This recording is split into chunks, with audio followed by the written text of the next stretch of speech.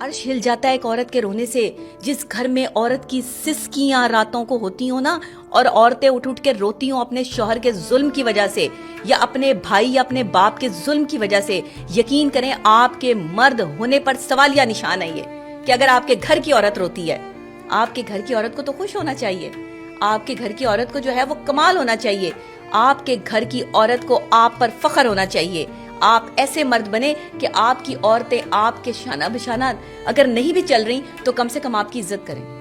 عزت انسان خود کرواتا ہے. میں ہمیشہ سے کہتی ہوں کہ عزت اور ذلت جو ہے وہ جہاں رب کے ہاتھ میں ہے, وہاں پر جو ہے آپ اپنی بیٹیوں کو دوپٹے بھی اڑوا رہے ہیں, آپ اپنی بیٹیوں کو پردے بھی کروا رہے ہیں, آپ اپنی بیٹیوں کو جو ہے وہ اسلام کے مطابق چلنے کے حکم بھی لگا رہے ہیں, لیکن اگر آپ کی بیٹی ایسا نہیں کر رہی تو آپ اس پہ ظلم کر رہے ہیں.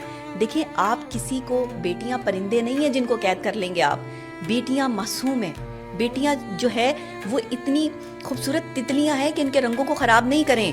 آپ کی بیویاں وہ خوبصورت رنگین تتلیاں ہیں کہ جن کے رنگوں کو خراب کرنا یا سنوارنا ایک مرد کے ہاتھ میں ہوتا ہے.